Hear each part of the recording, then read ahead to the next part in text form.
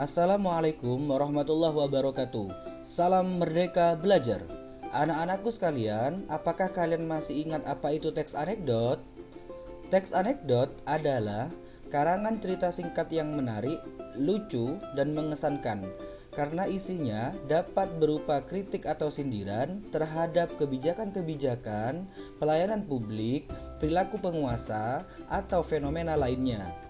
Cerita dalam teks anekdot biasanya mengenai orang penting atau terkenal dan berdasarkan kejadian yang sebenarnya.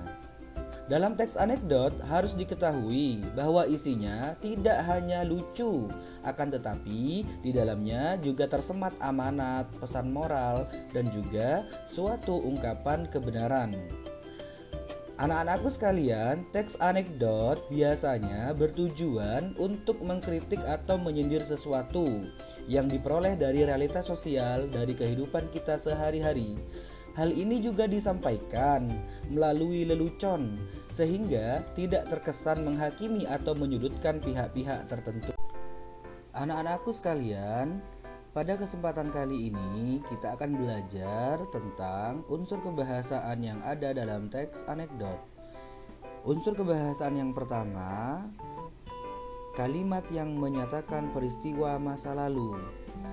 Contoh, pada masa lalu, pada saat itu, pada zaman dahulu kala, dan lain sebagainya.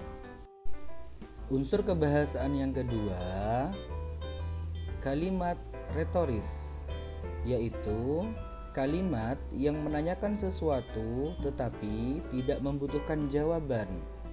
Contoh, apa Anda mau sukses? Apakah Anda mau masuk surga? Apakah saya terlihat tampan? Unsur kebahasaan yang ketiga, penggunaan kata penghubung yang menyatakan hubungan waktu atau disebut dengan konjungsi frekuentatif. Contoh, sejak, tatkala, ketika, selama, sambil, sebelum, sesudah, seusai, sehabis, setelah, dan sebagainya. Unsur kebahasaan yang keempat, penggunaan kata kerja aksi. Kata kerja aksi atau verba adalah kata yang menggambarkan proses, perbuatan, atau keadaan sebagaimana dijelaskan dalam Kamus Besar Bahasa Indonesia. Dengan demikian, bisa diartikan kata kerja menunjukkan suatu tindakan atau aktivitas yang dilakukan oleh subjek. Dalam penyusunan kalimat aktif dan kalimat pasif, maka kata kerja berperan sebagai predikat. Contoh, saksi menatap keluar jendela. Saya tidak mendengar perkataan Anda. Adik memukul kucing. Lanjut pada unsur kebahasaan yang kelima, penggunaan kalimat perintah. Kalimat perintah merupakan kalimat yang mengandung makna memerintah atau meminta seseorang untuk melakukan sesuatu sesuai dengan apa yang diinginkan oleh penutur atau penulis. Ciri-ciri kalimat perintah yang pertama, intonasi pada bagian akhir kalimat naik atau meninggi. Yang kedua, diakhiri dengan tanda baca seru. Yang ketiga, kalimat perintah menggunakan pola inversi. Kalimat inversi adalah kalimat yang susunan predikatnya mendahului subjek. Contoh, bawa bibit itu kemari. Bawa, predikat, bibit itu, subjek, kemari, keterangan. Contoh kedua, pergilah kau dari hidupku. Pergilah, predikat, kau, subjek, dari hidupku. Pergilah kau, pergi dari hidupku.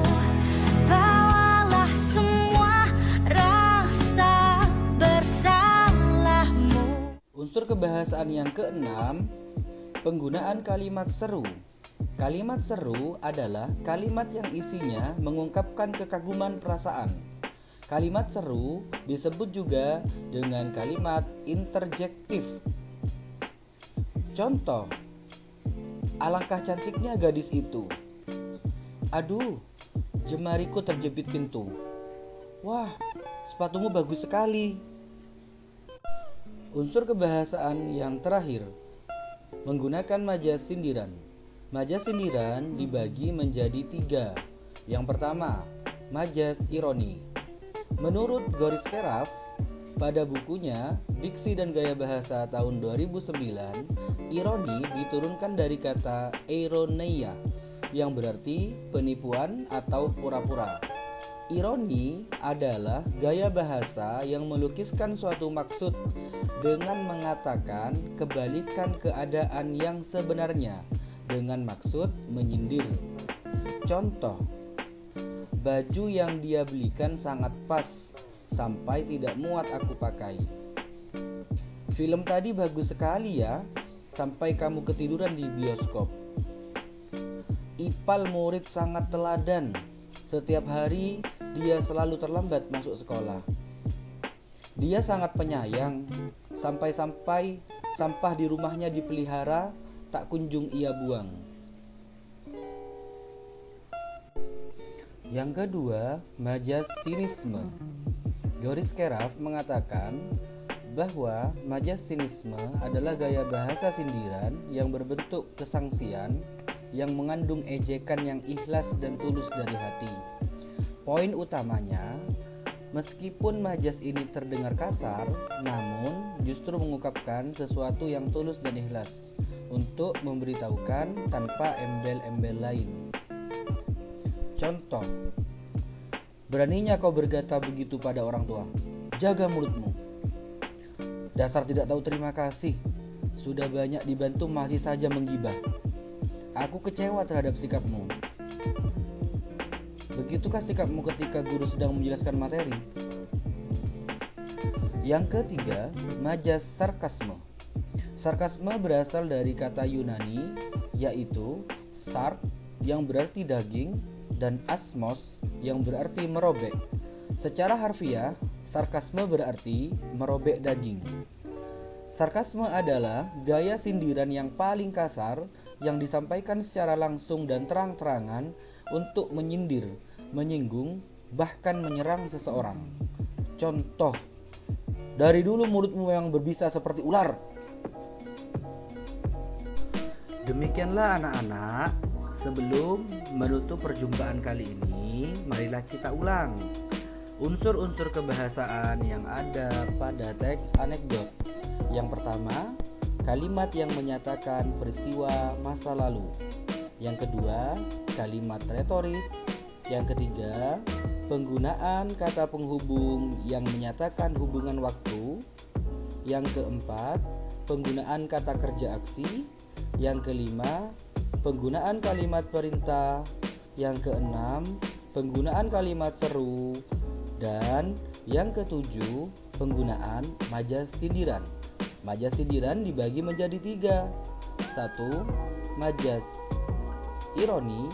Kedua, majas sinisme. Ketiga, majas sarkasme. Semoga bermanfaat anak-anak. Assalamualaikum warahmatullahi wabarakatuh. Salam merdeka belajar.